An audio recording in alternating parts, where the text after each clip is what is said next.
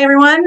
Welcome to the Real Estate 101 show. My name is Tracy Broad, and today we are happy to invite Vernica Delancey to our show. She is a realtor of over 15 years, working out of Turks and Caicos, specializing in all the islands.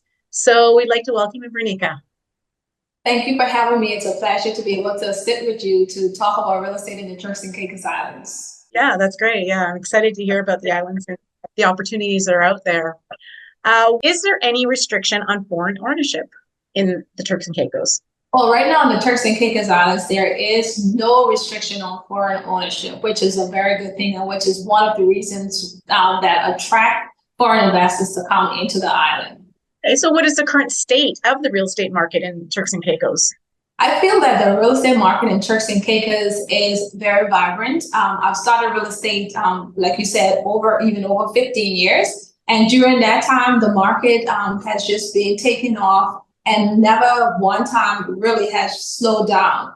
So overall, I believe that the market is good and we have a high demand product, and anyone who is looking to purchase, they will be able to see that from over the years, property values has only been increasing for lots of persons who are looking to invest. Okay, that's great. And just out of curiosity, how far is it a flight from Toronto to Turks and Caicos? Do you happen to know? I think the last time I traveled, it was about 3 hours in all. Okay. From Toronto to Turks and Caicos, yeah. Oh, that's easy then. That's good. What makes Turks and Caicos unique and attracts buyers to the island to purchase? Right. Well, I mean, that's a very good question. Like we've said before, no restriction on foreign ownership. That's one of the major things that attract buyers to the Turks and Caicos Islands and makes it a unique destination to invest in. Other factors will include, you asked about how long it takes to get from Canada. Other factors will include the direct flights. We have a lot of direct flights that come from various locations, including Canada, a lot of places in the US, some of the major hubs like Miami, Chicago, New York, right? As well as direct flights to the UK, from the UK. This is so significant, knowing that persons can just jump on a flight and in a short period of time, you are already in the Turks and Caicos Islands. In addition to that, we do not have property taxes. Of course, everyone is looking for that opportunity. We do not have property taxes. We don't have income taxes, nor capital gain taxes. So that's really good for persons who want to buy vacant land, especially, and just want to sit on it as an investment. So year after year, you're not paying anything on that. You're just waiting for it to increase in value. And of course, without saying, we have beautiful beaches. We have friendly people. We have 8 inhabited islands to choose from where you can go island hopping. And also we have a US currency. Some people like the fact that we have US currency. They don't have to worry about money exchange when they come to the island. So these are just some of the things in a nutshell, including a vibrant investment market that they can tap into that I think is unique to us and attract people to the Turks and Caicos to invest. That does sound a lot of great advantages and the great perks for wanting to purchase there. So how do you get mortgage financing if you're a non-resident in Turks and Caicos? Or is it available? Well, it is actually available. And the good thing is we have commercial banks that will lend to non-residents, as well as we have mortgage companies that is open its door to non-residents. So if you are interested in making a purchase, you have both options. Of course, there are differences in each of these options made, including like interest rates or timeline to get it completed, but it is available to non-residents in the Turks and Caicos. It's good to know. What would you say the process is from purchasing from start to beginning?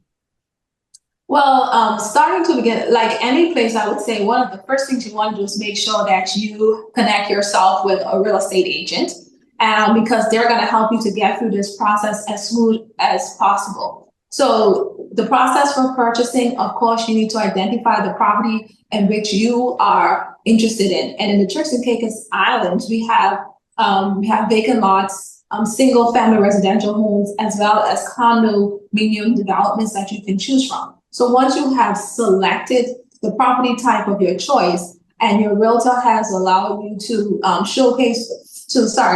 Once you've selected one of those property types and you found the ideal property you're looking for, the next step is your realtor is going to help you to write out that offer form, okay? After writing out that offer form and your offer is accepted, then your property is going to go to the next stage where you're going to hire an attorney to help you with the closing process. Over in the Turks and Caicos, realtors are not allowed to help with the final sales and purchase contracts. So this is where the attorney comes in, and we will definitely recommend someone if you do not have someone in mind. And that attorney is going to do all your due diligence and take you to the closing of the property. Okay, so property closing date can be about 30 days, which is standard. And of course, it depends on the complexity of the transaction. Once that is closed and done, then you're ready to go. Okay, perfect. Now, do you have to be in the Turks and Caicos to sign the papers with the lawyers, or can it be done virtually? It can be done virtually. That's one of the good things about it. And just to clarify, practically everything can be done overseas. You don't have to be on island. The initial purchase and sales agreement, that can be done by electronic signatures. But when it comes to the final transfer document, it has to be the original signatures, but you have the option of just courier sending that information back via courier, via FedEx or DHL. So you can do everything remotely from the comfort of your home in another country and close on your transaction. Wonderful. And what are the closing costs associated with purchasing a home in Turks and Caicos?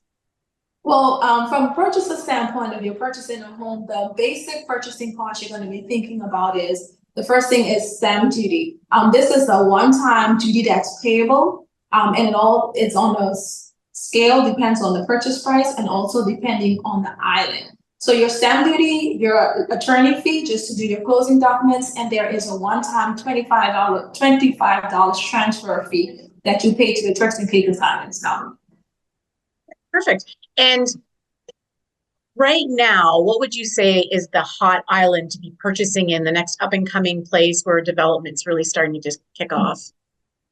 Very good question, because recently a lot of people have been asking that because Providence Island has become so saturated and the prices are really up there. Therefore, I think the next up and coming island in the Turks and Caicos chain from these 8 inhabited islands, I would not just choose one, but probably 2. I would say South Caicos as well as North Caicos. South Caicos because the government has just announced exciting news for us where there's going to be a direct American airline flight coming into South Caicos for the first time. And because of this international traffic, I feel like this is going to be at a big advantage for the people of South Caicos, and where people are going to be able to invest because of these direct flights.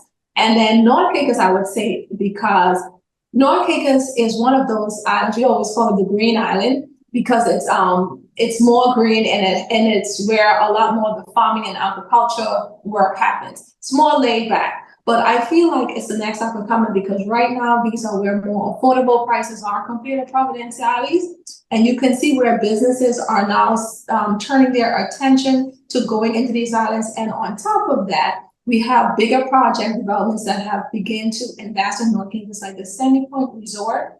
And also the government has signed an MOU with a developer to get a international airport going in the island. So once this is available and you can bring those commercial flights in, I think this too will be a big advantage to the island of North Caicos. And therefore, that's why I said South Caicos and North Caicos is the next 2 spots you want to be looking at when you're thinking about investment on the islands. Does the government itself, you mentioned the government, does the government itself have any incentives for non-residents to come in to purchase or develop within the islands? Well, right now there are some incentives. Actually, the government has just released a new housing program scheme. And one of the initiatives that they have put forward to developers is actually if you are building in excess of 5 units or more, they are giving certain concessions, duty concessions for bringing in materials and for assisting with the project to help you. And I feel like that's a big advantage for developers who are coming in that they can take advantage of. Okay, so considering in Turks and Caicos, there's lots of opportunities, land, condos, homes, you mentioned all 3 of them. Why would someone buy land over perhaps maybe the other 2 or vice versa? Well, I believe, first of all, that your investment of choice is completely up to you, but sometimes people start thinking about which is the best option. And I think that some persons would perhaps go more towards land just because of a few reasons. Number one, I think it's an easier price point to be able to get into the market, especially the market that we have in Turks and Caicos where we are so high end. I think it's easier to get in with vacant land possible that's more affordable. Also, by purchasing land, you can be able to create the masterpiece that you're looking to versus using someone else's floor plan and still having to make amendments and changes to that. So I think those are two of the biggest benefits. And also the last one is, of course, like we always said, you're not making any more land. And just having that land and not having to pay any annual taxes or anything on it, lots of people do that, just buy the vacant lot and just keep and hold it for a period of time. And they have been just reselling it over a period of time to make a return on their investment. And they don't really do anything with it then. They don't do anything with it. There you have others also who will be able to, if they buy a larger portion of land, some of them have the opportunity to subdivide it. Some of them sell off one portion and keep the remainder. Some of them just decide to keep it all one time and just sit on it until they're ready to resell at a later date. Okay, so what would you say? I guess we need to break it down into the different categories, but what would you say the average cost would be to purchase land in the Turks and Caicos? Well, on average to purchase land, well, let me put it this way.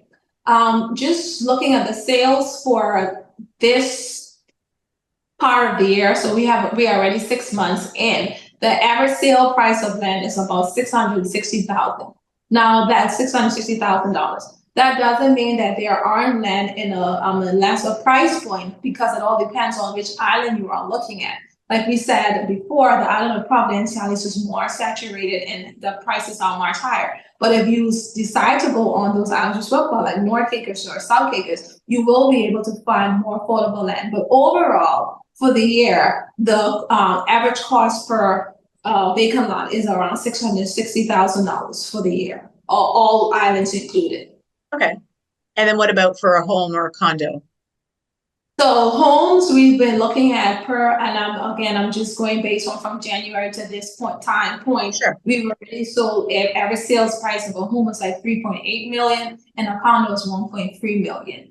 Again, it all depends on the island and it all depends on the period of time in which you're looking for. But that gives you an idea to tell you that most of the properties that we are selling in the Turks and Caicos Islands are more on the high end.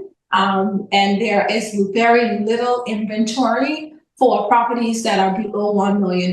They are very difficult to come across.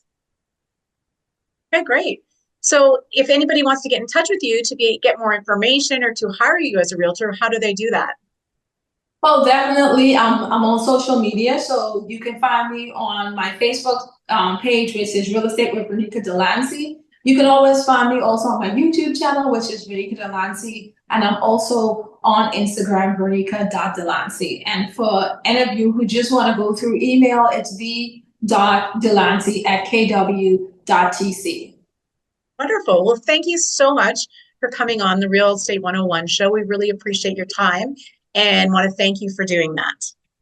Well, thank you so much for having me, and I look forward to it. And I hope that this is very informative for persons who are looking to find a location that's not within Canada or the US and want to come to an island to invest. The Turks and Caicos Islands is a really good location that you should consider because of all the perks that I've mentioned earlier. Yeah, it sounds like it would be wonderful to have a home down there, for sure. So thank you everyone for listening. We hope that you'll follow us on all socials and we look forward to speaking with you again. Have a great day, everyone. Bye. Bye-bye. Thank you.